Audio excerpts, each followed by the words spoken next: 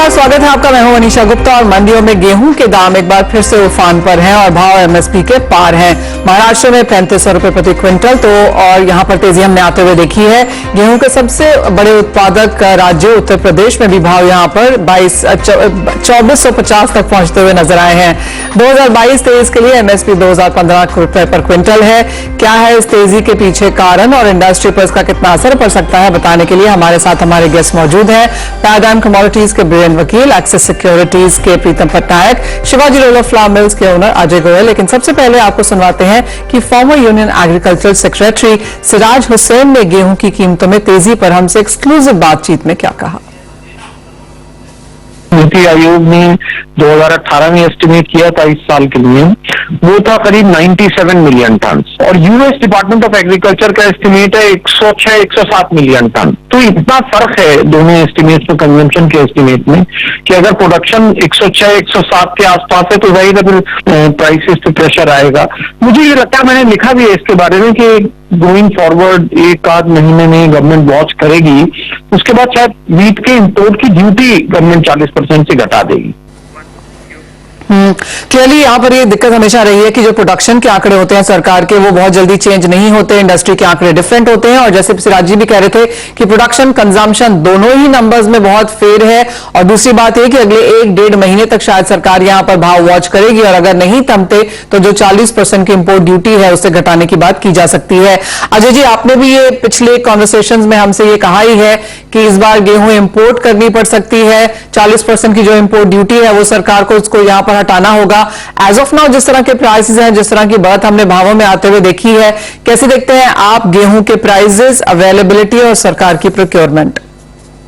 देखिए, सरकार की प्रोक्योरमेंट तो अब बाइंड अप हो चुकी है और जहां तक अवेलेबिलिटी का सवाल है, जो व्हीट ग्रोइंग हार्टलैंड है यूपी, वहां पर जो है गेहूं की दिक्कत है। वहां की मिल्स जो है गेहूं के लिए जो है नेबरिंग स्टेट जैसे मसलन एमपी से लेके आ रही है अपनी जरूरत पूरा करने के लिए। तो गेहूं तो एकदम जो है गायब सा हो गया है और जब तक सरकार जो है इंपोर्ट ड्यूटी को रैशनलाइज करके 0% के आसपास नहीं लेके आती, मुझे लगता नहीं है कि जो मंडियों में या किसानों के पास या जहां पर भी ये गेहूं है वो बाहर जल्दी से अब निकलेगा नहीं। एंड जो सरकारी आंकड़े हैं वो ऑलवेज बड़े ऑप्टिमिस्टिक रहते हैं, मैंने देखा है, लेकिन ग्राउंड लेवल पे इस साल जो है कुछ अजब ही कहानी है। शुरुआत में भी ये बात हो रही थी और इंडस्ट्री भी, ट्रेड ने भी ये कहा था कि ठीक है हम 100 तक ना पहुंचे लेकिन 90, 92, 95 के आसपास तो फसल रह ही पाएगी।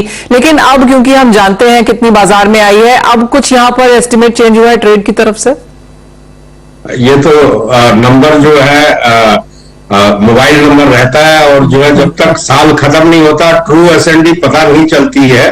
और लेकिन एक चीज जो सामने है वो आंकड़े सरकार के हैं, जो 8 मिलियन टन की ओपनिंग है उसमें वो केवल 26 मिलियन टन नया कैप्चर कर पाई है। तो जरूर जो है इस साल का आंकड़ा जो है वो 90, 95 या 100 के बीच में कहां पर है आज की तारीख में बोलना मुश्किल है, लेकिन डेफिनेटली जब भी आंकड़ा रिवाइज होगा वो काफी हद तक काफी डाउनवर्ड रिवाइज होगा, मुझे ऐसा लगता है। अजय जी, जैसे आप कह रहे हैं कि कितनी फसल है हमें पता नहीं है लेकिन होल्डिंग यहां पर अच्छी खासी रह सकती है। जब आप इंपोर्ट ड्यूटी कम करने की बात करें तो आपने कहा कि इंपोर्ट कितना आएगा उस पर बात नहीं है, लेकिन जो होल्डिंग है वो बाजार में आएगी। जिस तरह से हमने देखा है सरकार को काफी सारी बाकी कमोडिटीज में, स्पेशली तुअर में यहां पर काफी सारे मेजर्स लेते हुए, इससे पहले कि सरकार इंपोर्ट ड्यूटी यहां पर कम करे, क्या कुछ वो मेजर्स यहां पर गेहूं में आते हुए दिखते हैं? देखिए, वो काउंटर प्रोडक्टिव रहेगी अगर जो है गवर्नमेंट स्टॉक लिमिट वगैरह इन तरह की चीजें लगाती है, तो जो है आई डोंट थिंक वो बेनिफिशियल है, क्योंकि जो फार्मर एंड पे माल है इस साल डाउट ये है कि फार्मर एंड पे माल है वहां से तो वो जल्दी निकलना नहीं है चाहे स्टॉक लिमिट लगाए। ट्रेड के पास इस साल माल जरूर जो है बिल्कुल नहीं है या पिछले साल के मुकाबले काफी कम है और काफी लोग जो है शुरू में जब आंकड़ा आया था काफी ऑप्टिमिस्टिक था, वेदर भी जो है फेवरेबल नजर आ रहा था। तो जो है ट्रेड ने भी जो है इस साल दूर से गेहूं से थोड़ा दूर रहना प्रेफर किया। तो इंपोर्ट अगर सरकार जो है ड्यूटी रैशनलाइज कर देती है तो डेफिनेटली जो है अगस्त तक, जुलाई अगस्त में जो है कुछ शिपमेंट्स आने की संभावना है, जिससे थोड़ा जो बाजार में दबा माल है वो बाहर आ सकता है। अजय जी, जिस तरह की स्थिति यहां पर बनती हुई नजर आ रही है और अगर सरकार 1 महीना आगे जाके इंतजार भी करने वाली है तो फिर कहां जाते हुए दिखते हैं गेहूं के प्राइसेस? देखिए, आज की तारीख में डिमांड अभी जो है कमजोर है, जिसकी वजह से जो इस लेवल पे पहुंच गया 7-8% बाजार बढ़ के अभी एक बार टिका हुआ है। जब तक फ्रेश डिमांड या और डिमांड नहीं आ जाती मार्केट में, अगर डिमांड आ जाती है तो 3-4% जल्दी जो है बढ़ जाएगा। अगर इंपोर्ट खोला भी जाता है और अगर सिर्फ सेंटिमेंट के लिए भी खोला जाता है तो भी अंतर्राष्ट्रीय बाजारों में जिस तरह की हमने बढ़त आते हुए देखी है गेहूं में, जो यूक्रेन रशिया का वापस टेंशन एस्केलेट होने की वजह से हुआ है, उसका कितना असर देखते हैं फिर आप इंडियन मार्केट्स पे? मार्केट्स जो ग्लोबल मार्केट्स है वो तो काफी सबड्यूड है आज की तारीख में, ज्यादा जो है उन पर प्रेशर नहीं है। लेकिन जरूर अगर जीरो ड्यूटी की न्यूज आ जाती है तो गवर्नमेंट ग्लोबल मार्केट भी जो है 4-5% जो है बढ़ सकता है, उसमें कोई संदेह नहीं है। लेकिन एक इक्विलिब्रियम मिल जाएगा और कहीं ना कहीं जो है इंडियन ट्रेड होना शुरू हो जाएगा। खासतौर पे साउथ इंडिया और थोड़ा बहुत ईस्ट इंडिया जो है ट्रेड जल्दी होएगा। उससे जो है मार्केट्स डेफिनेटली जो है कूल डाउन हो जाएंगे और सप्लाई इंश्योर हो जाएगी सब। जो यूक्रेन ग्रेन डील है उसका कुछ असर देखते हैं आप अंतर्राष्ट्रीय प्राइसेस पे? क्योंकि कल जिस तरह की तेजी आते हुए हमने देखी, डैम फ्लडिंग की जो चिंताएं थी उसका एक इमीडिएट रन अप हमने वीट प्राइसेस में देखा। पिछले 24 घंटों में 4% का इजाफा वहां देखने को मिला। डेफिनेटली जियोपॉलिटिकल जो कारण बनते हैं और वेदर के जो कारण बनते हैं, उसी से ही जो है वीट का मार्केट ग्लोबली जो है उसको रिएक्ट करता है। पर मुझे ज्यादा चिंता नहीं है। आई थिंक वीट जो है, यूक्रेनियन वीट सबको चाहिए and crop is also seeming good, तो आई डोंट थिंक इतना ज्यादा जो है कोई शॉर्टेज ग्लोबल मार्केट्स में रहेगा। तो क्लियरली गेहूं के भाव हमने 7 से 8% तक यहां पर चढ़ते हुए देखे, एमएसपी के ऊपर फिर से बरकरार है और 3 से 4% की तेजी यहां पर आगे जाकर एक्सपेक्टेड है। बहुत शुक्रिया अजय जी साथ जुड़ने के लिए और गेहूं के वो पूरे बाजार पर डिटेल में बात भी करने के लिए। बीरेन जी, आप कैसे देखते हैं आप और जिस तरह की तेजी यहां पर आते हुए नजर आई है, क्योंकि सिर्फ गेहूं नहीं चावल भी है, दालों में भी हल्की सी बढ़त देखने को मिली है। ऐसा लगता है कि एडिबल ऑयल पैक भी अपना बॉटम बना चुका है। ग्लोबली तो मार्केट वेल सप्लाइड है, बट ये यूक्रेन रशिया टेंशन कैसा एस्केलेट होता है या नहीं, और थोड़ा सा मिडवेस्ट यूएस में थोड़ा नेब्रास्का कैंसस वहाँ थोड़ा ड्रॉट रिस्क है और कहीं फ्लड रिस्क भी है, तो वहाँ वेदर एक्सट्रीमिटी है। यहाँ एशिया में अल्निनो भी एक थोड़ा कारण है। अब देखते हैं कब मानसून शुरू होता है। अभी लास्ट ईयर की तरह जो सुपर बुल मार्केट तो हम वीट में नहीं देखेंगे, बट यहाँ से 4-5% की अपसाइड है। ऑलराइट, तो गेहूं यहां पर फिर से बढ़त की तरफ, और अगर सरकार कुछ यहां पर कदम नहीं उठाती है तो और भी तेजी की एक्सपेक्टेशन वहां पर बन सकती है। ये तो बात हुई गेहूं की, लेकिन अब बात यहां पर करेंगे दालों की। और आज ही हमने सरकार की तरफ से एमएसपी का ऐलान भी होते हुए देखा है और इवन एज तुअर उड़द के भावों में लगातार यहां पर बढ़त देखने को मिली है। जिस तरह की तेजी हमने यहां पर एमएसपी में आते हुए देखी है वो भी खासी अच्छी है। अगर मूंग की बात करें तो 800 रुपए प्रति क्विंटल की बढ़त देखने को मिली, तुअर में 400 रुपए और उड़द 350 रुपए प्रति क्विंटल हमने यहां पर एमएसपी में बढ़त आते हुए देखी है। हमारे साथ सतीश उपाध्याय दलाल अब यहां पर फोन लाइन पर मौजूद है। सतीश जी नमस्कार। दालों में ऑफकोर्स भावों में तो बढ़त है ही और सरकार काफी सारे स्टेप्स भी उठाती रही है, लेकिन एमएसपी को लेकर अब आपकी क्या एक्सपेक्टेशन है? एमएसपी काफी कंफर्टेबल है, अच्छा बढ़ाया है, इससे फार्मर काफी एनकरेज होंगे। और कल आपने देखा कि 25% से भी 100% पीएसएस का प्रोक्योरमेंट का भी गवर्नमेंट ने परमिशन दिया है, तो बाजार फार्मर ज्यादा एनकरेज होंगे, ज्यादा एरिया में परचेस स्विंग होगा। एमएसपी बढ़ा दिया है तो उससे और एनकरेजमेंट रहेगा और दाम अच्छे मिल रहे हैं, तो हमारा मानना है इस साल काफी अच्छा स्विंग रहेगा। तुअर में, उड़द में, मूंग में और फिर अभी में मसूर में भी अच्छा स्विंग हो सकता है। जो हिसाब से गवर्नमेंट सपोर्ट कर रही है किसानों को और जो हिसाब से किसान के हिसाब से सोच रही है, तो ये अच्छा कदम है। वेलकम। सतीश जी, जैसे आपने कहा जो कल नोटिफिकेशन आया था प्रोक्योरमेंट की, जो यहाँ पर लिमिट हटा दी गई है, तो ओवरऑल लॉन्गर टर्म व्यू आप सरकार का किस तरफ से देखते हैं कि एमएसपी बढ़ा दिया है, बुआई ज्यादा हो, प्रोक्योर भी हम करेंगे, क्योंकि दालें ज्यादा सरकार प्रोक्योर करती नहीं है, प्रोक्योर बहुत ज्यादा कर भी नहीं पाती है, क्योंकि वो बहुत कितना ही प्रोक्योर करेंगे, अगर 25% से ऊपर प्रोक्योर करें तो उतनी तो जगह भी उनके पास नहीं है। तो क्या आप ये ज्यादा सेंटिमेंट ड्रिवन देखते हैं? नहीं, इसका काफी दिनों से डिमांड था, काफी बार इसका चर्चा भी हो रहा था, क्योंकि 25 आज गवर्नमेंट 10-15%, 20 लाख 25 लाख डाल लेती है, वो पूरा एमएसपी का जो डेफिनेशन है वो फुलफिल नहीं होता था, किसानों को माल बेचना पड़ता था। गवर्नमेंट ने अच्छा रैशनल डिसीजन दिया है, ये गारंटी दी है किसान को कि अब आप परचेस लगाइए और आपका पल्सेस सारा गवर्नमेंट लेगी। तो एक ये अच्छा स्टेप है। और जो अपने सोच रहे थे कि अपन सेल्फ सफिशिएंट नहीं हो पा रहे, तो this is one of the reason, ये एक हेल्प करेगा और पल्सेस ज्यादा ग्रोइंग होने में। एक अच्छा स्टेज है, अच्छा स्टेप है। और मुझे लगता है कि इस बार पल्सेस में काफी अच्छा इंडिया का सोइंग आउटपुट आएगा। अभी अनमोनो का सिर्फ इफेक्ट देखना है, इससे क्या कम ज्यादा होता है, बट फिर भी जैसा पल्सेस पे कम बारिश में भी काम चलता है, तो हम लोग को ऑप्टिमिस्टिक लग रहा है। अभी थोड़ा मानसून लेट हुआ है, उसका थोड़ा कंसर्न है। अभी बताया है कि 8-10 दिन में केरला पहुंच जाएगा, तो थोड़ा सा लेट जरूर होगा इस बार पल्सेस में, ऐसा लग रहा है। ऑलराइट सतीश जी, साथ ही साथ तुअर की अगर यहां पर बात करें तो सरकार की तरफ से काफी सारे मेजर्स हमने आते हुए देखे, उसके बावजूद भी, और मुझे याद है कि ये कॉन्वर्सेशन हुई थी 90 रुपए से शुरू, 95 पे रादर 85 से शुरू हुई थी, और उसके बाद 90 भी आया, 100 भी आया, 120 भी आया, अब 140 की भी बातें यहां पर की जा रही हैं। तो क्लियरली जो सरकार के मेजर्स हमने आते हुए देखे हैं, उसका कोई बहुत असर ट्रेड पर, कारोबार पर या प्राइसेस पे नहीं पड़ा। ऐसा था मनीष जी, जो सरकार ने अभी स्टॉक लिमिट लगाई थी, उस टाइम सारा ट्रेड का या बिजनेस का ऐसा मानना था कि सरकार काफी स्ट्रिक्ट है और स्टॉक लिमिट में बिल्कुल रिलैक्सेशन नहीं देगी।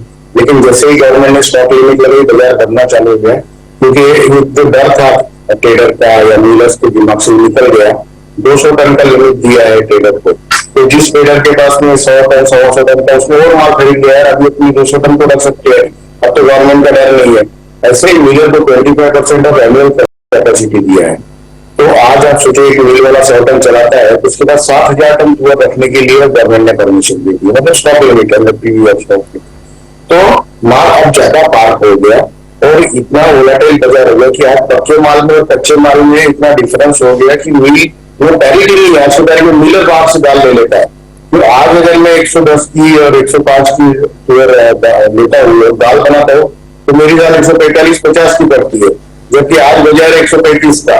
तो डिस्पैरिटी चल रही है बिकॉज ऑफ स्पेकुलेशन। कच्चे माल के दाम तो बढ़ रहे हैं, बट पक्के माल की उतनी डिमांड नहीं रहती है और इतना एक्सेप्ट नहीं करते पक्के माल के प्राइसेस। तो ये डिस्पैरिटी चल रही है और इससे थोड़ी तकलीफ ये हो रही है, नेगेटिव ये है कि कई डीलर सोच रहे हैं कि अभी अपना ये फिनिश करके दूसरी कमोडिटी पर शिफ्ट हो जाए, तो वो थोड़ा तकलीफ और टेंशन वाला है। गवर्नमेंट को इस तरफ ख्याल देना पड़ेगा कि कृषि प्रॉपरली होती रहेगी। ऑलराइट सतीश जी, बहुत शुक्रिया साथ जोड़ने के लिए। तो क्लियरली काफी सारे मेजर्स लिए गए, लेकिन जैसे सतीश जी कह रहे हैं कि stock limit on the higher side है, जिनके पास कम माल है उन्होंने ज्यादा खरीद लिया, और क्लियरली वो एक सपोर्टिव फैक्टर यहां पर प्राइसेस के लिए रहा। ब्रेक में जाने से पहले वीरेंद्र जी, आप कैसे देखते हैं जिस तरह का एमएसपी आ जाए, बारिश माना जा रहा है कि अगले 24-48 घंटे में ऑन सेट अनाउंस कर दिया जाएगा। एमएसपी नंबर्स तो काफी इंप्रेसिव है, लेकिन एक्चुअल जो जमीनी स्तर पे हम ये साल सरसों में जो प्रोक्योरमेंट देख रहे हैं या दूसरी चीजों में प्रोक्योरमेंट देख रहे हैं, तो ये अगर रियलाइज होता है एक्शन में, तो फार्म इकोनॉमी को काफी फायदा रहेगा। जो सरकार की कोशिश रही है कि एमएसपी बढ़ता जाए और जो किसान है उनकी आमदनी बढ़े, तो उसकी तरफ ऑफ कोर्स एक स्टेप है। और जैसा कहा जाता है कि एमएसपी सिर्फ एक part of that whole programme या स्कीम है जो सरकार ने ऑफ कोर्स आज फिर से यहां पर पूरा किया है। चलिए एक ब्रेक ले रुकते हैं, जब लौटेंगे तो हमारे एक्सपर्ट्स हमारे साथ हैं ही, आपके लिए ट्रेडिंग स्ट्रैटेजीज भी लेकर आएंगे।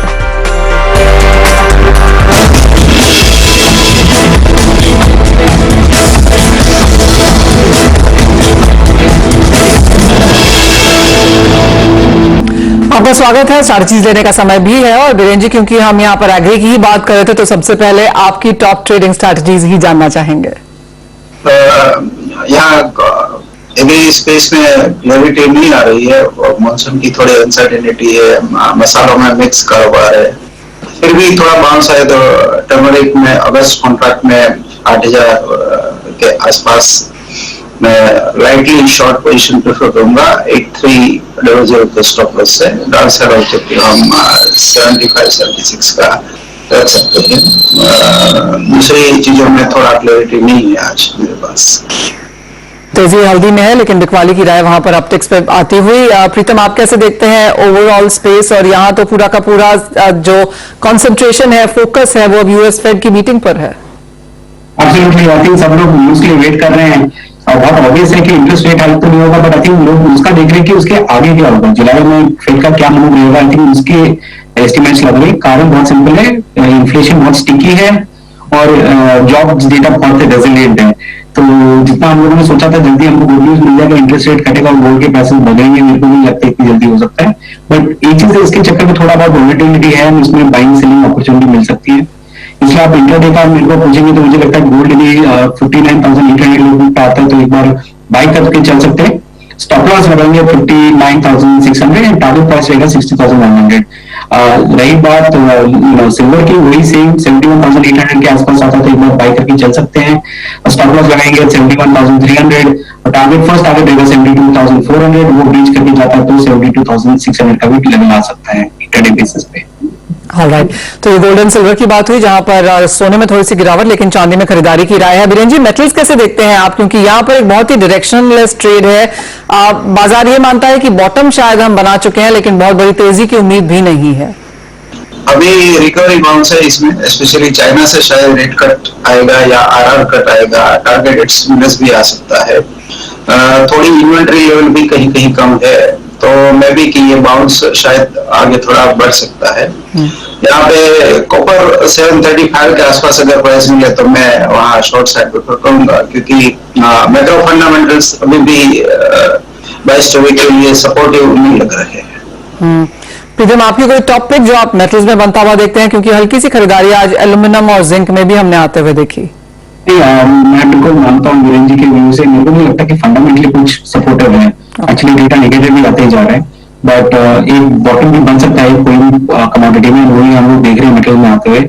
एल्यूमिनियम में मेरे को लगता है 200 और 204 के लेवल पे बहुत स्ट्रॉन्ग सपोर्ट आ सकता है, तो वहां पे बाई करके चल सकते हैं। स्टॉप लॉस लगाएंगे 203 और टारगेट प्राइस देगा 206 एंड 207 का नेक्स्ट टारगेट। साथ ही एनर्जी पे भी नजर डाल लेते हैं, क्योंकि यहां पर हमने सऊदी अरेबिया के प्रोडक्शन कट्स की प्लेजिंग के बाद अच्छी खासी बढ़त आते हुए देखी, लेकिन क्लियरली वो होल्ड नहीं कर पाई है। प्रीतम, यहां पर क्या व्यूज हैं? देखिए, मेरा तो वो बहुत ही स्ट्रॉन्ग है। मतलब देखिए 3% का रैली आया था जब संडे को न्यूज आई थी सऊदी अरेबिया का प्रोडक्शन कट का, वो रैली बिल्कुल फिजल आउट हो चुकी है।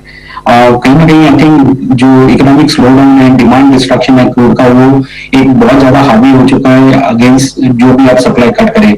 दूसरा चीज है कि सप्लाई कट इटसेल्फ इंडिकेट्स की कंफर्मेशन देता है कि हाँ प्रॉब्लम है डिमांड में, तो ट्रेडर्स तो कहीं ना कहीं उसको बाई करके चलेंगे नहीं लॉन्ग टर्म बेसिस में। तो मुझे लगता है कि every rally is going to be good opportunity to short sell. तो क्रूड भी एक बार 6040 लेवल पाते तो एक बार शॉर्ट करके चल सकते हैं। स्टॉप लॉस लगाएंगे 6100 का और टारगेट प्राइस रहेगा 5970, उसको रीच करता है तो 5990 के लेवल पे आ सकता है। बीरेन जी, आप डॉलर इंडेक्स कैसे देखते हैं, क्योंकि यहां पर भी हमने देखा है कि एक रेंज अटकती हुई नजर आई है। 113, 103, 104 के बीच में यहां पर 50 सेंट्स ऊपर नीचे में कारोबार होता हुआ नजर आया है। काफी हद तक जो क्यूज है वो यहां से आते हुए नजर आएंगे, लेकिन जितनी वल्नरेबल और ऑन द वायर जिस तरह की मार्केट है, इवन 0.1% के हिसाब से भी मार्केट यहां पर मूव कर जाती है आजकल।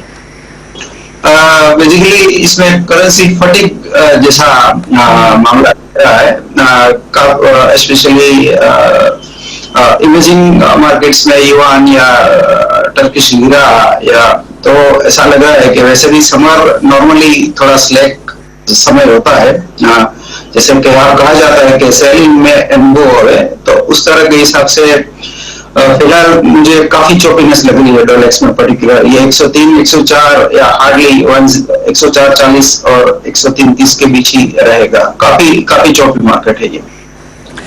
एब्सोल्युटली, और बहुत सारे फंडामेंटल्स अभी आने बाकी हैं। जैसे हमने आपको बताया कि 13 जून को यूएस का कंज्यूमर इन्फ्लेशन डेटा है, 14 जून को यूएस फेड की मीटिंग है। ऑस्ट्रेलिया ऑलरेडी यहां पर 11 साल के हाईस पर अपने रेट्स यहां बढ़ा चुका है, तो काफी अनसर्टिनिटी यहां पर इंटरनेशनल मार्केट्स में, और उसका क्लियर इंडिकेशन इंपैक्ट हमने यहां पर प्राइसेस में आता हुआ भी देखा है।